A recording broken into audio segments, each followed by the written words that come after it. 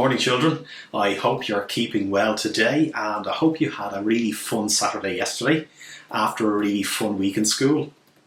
Did you do anything nice yesterday? Maybe you got to the beach, or you went to a park, or you went on a forest walk, or maybe you got together to play with some friends, play some games. And I was thinking of the game Tug of War, and you can see what's happening on screen now. And in the game of Tug of War, what happens is there's a ribbon in the middle of a rope, and the teams on either side try and pull the rope so that the ribbon comes right beside them. There's lots of shouting and grunting and pulling, and eventually one team wins and gets the ribbon, and they're all excited. But today we're going to learn about something which is kind of like Tug of War, but what is being pulled or tugged is you and your mind. Your mind is the prize, and someone is nasty, wants to get your mind and does sneaky things to try and steal your mind from you.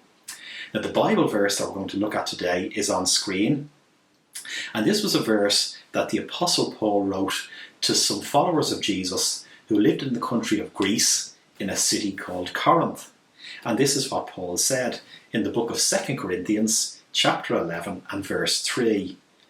I am worried that in the same way that the serpent, or Satan, tricked Eve by his craftiness, your minds should be led astray or led away from thinking about and loving Jesus. So in this verse it mentions your mind and it being led away from Jesus. Well, what is your mind? Our mind is our place of thinking. It's the starting place of where we feel, and then what we do and what we say. And I'm going to give you an example now of how our mind works in terms of our thinking, our feeling, our doing, and our understanding. Okay, so boys and girls, this is our family pet Illy, and she's only 12 weeks old. And imagine if I came home one day and Alana told me that Illy had an accident and that she had died. Well, firstly I'd be thinking about that, and then I'd probably feel sad, and then I might cry, and then I'd probably tell somebody how sad I am. So I thought something when I heard about her accident, and then I felt something, and then I did something, maybe crying, and then I spoke about it. So you've just seen the example I gave of Illy, our dog, and if she had an accident. Well, another thing about your mind is that your mind is a bit like your tummy. It can be filled with things, and just like your tummy can be filled with food, your mind can be filled with thoughts. You know that your tummy can be filled with good or bad food, and if you eat only unhealthy food, like sweets and cakes, you'll have no space at all in your tummy for good food like yummy fruits and vegetables. Now, Satan, who is the enemy of Jesus and your enemy too, wants you to think about so many things that you've no space in your mind, in your thinking, to think about Jesus. Maybe you fill your thinking time with playing with friends, or gaming, or music, or thinking about your sports team's next match. If you think about Jesus, it's very likely that you will become like him and do some of the wonderful things Jesus did, or speak some of the kind words and helpful words and truthful words that Jesus spoke to other people.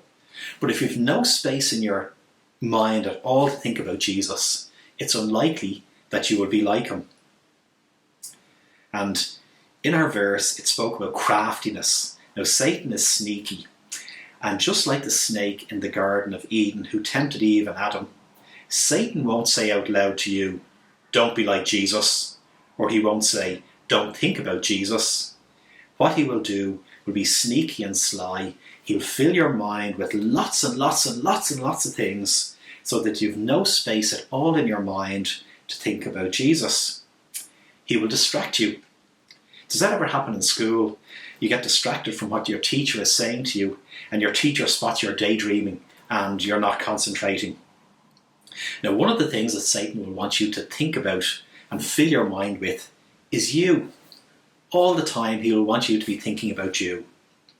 Now, it is a good thing to think about ourselves sometimes, and for example, to think about how you're feeling, whether you're happy or sad or confused. But if all you think about is you will have no thinking space for Jesus. It's like Satan wants to steal your mind from you. Jesus wants your mind to be thinking about him, not every moment of the day. Otherwise, how would you be able to concentrate or learn in school or listen to good advice that your mum or dad is giving you? Jesus wants you to think about him so you can know what he's like and end up being changed to the type of person he is. So today, remember, the tug of war that's going on is a battle for your mind. Jesus wants you to be thinking about him, and Satan wants you to be thinking about anything else except Jesus. And if Satan gets you thinking about everything else except Jesus, your friendship with Jesus can be damaged. If you give some of your thinking time to Jesus, you will change to be like him, and you'll be helpful to other people, and that will really please Jesus too. And you'll be much, much happier if you're thinking about Jesus. So here are 2 things that you can do that will help you think about Jesus. And you can see on the slide here, there is a picture of a children's Bible. If you don't have your own children's Bible, one with pictures and easy language to understand, ask your mum or dad or your gran or granddad to get you one. As soon as possible, tell them it's really, really, really important that they do this. And if they could get you a children's Bible, you'd be really happy. And then every day, you can read a little piece of the Bible that tells you about Jesus, and that will help you think about him. And the second thing you can do, and you can see on screen here, is a bedtime story. How about asking your mum or dad to tell you a bedtime story from the Bible about Jesus every night? Some of the wonderful things he said or some of the wonderful things he did. And that'll fill your mind with thoughts about Jesus as you go to sleep. And for parents, if you're watching, I would encourage you to invest in your children's spiritual well-being and their spiritual future by promising them that you will tell them an exciting Bible story about Jesus every night. Bye!